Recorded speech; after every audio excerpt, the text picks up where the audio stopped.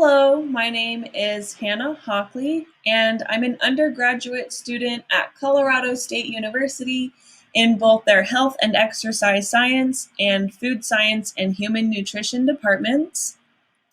Today, I'm going to be talking about collegiate student athletes' attitudes towards training and nutrition in the age of COVID-19. This work has been my honors thesis, and I've been working on it this past summer and this past fall.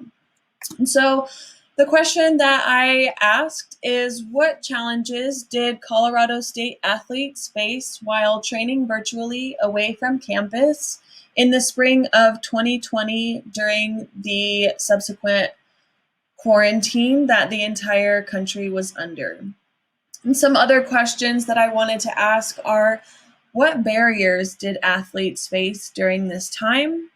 Did athletes face other challenges such as food insecurity because they didn't have access to the fueling station that they normally would while on campus? And finally, what condition will athletes be in when they return to competition? So to answer these questions, I developed a survey using Qualtrics that I sent to all of the athletes' emails, and I received 68 responses between June 30th and August 5th.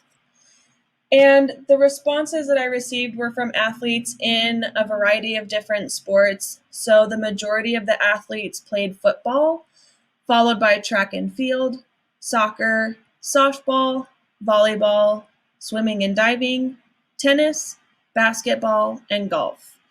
And the responses that I received from athletes, I verified using interviews that I conducted with athletic trainers to make sure there were no glaring differences between what the athletes responded and what the athletic trainers and coaches were expecting of their athletes. I'm still working on my qualitative and quantitative analyses. However, I have been able to address some of the barrier questions that I asked. And the number one barrier that the athletes reported facing was access to a gym and equipment.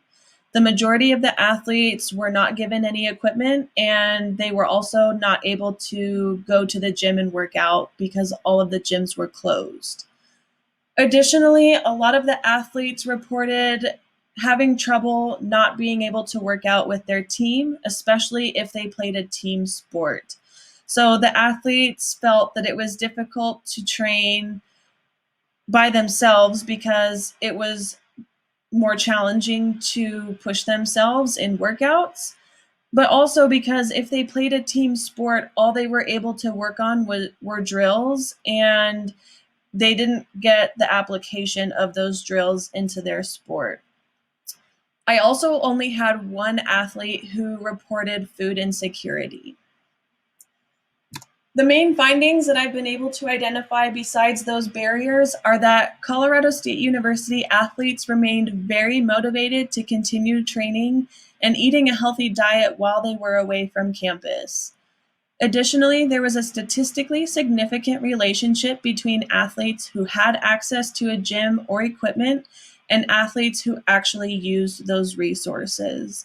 And what this means is that CSU athletes were continuing to do what was expected of them during the quarantine time. If they had access to a gym and equipment, they were actually using that equipment, and if they didn't, they were still continuing to train.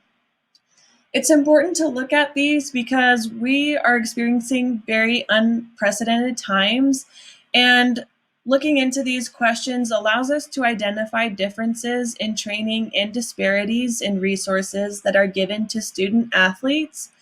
And this affects the competitive abilities of schools as a whole and individual athletes as they return to competition after quarantine and beyond.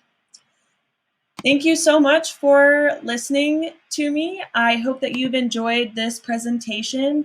If you have any questions, please feel free to reach out to the email that I have listed here.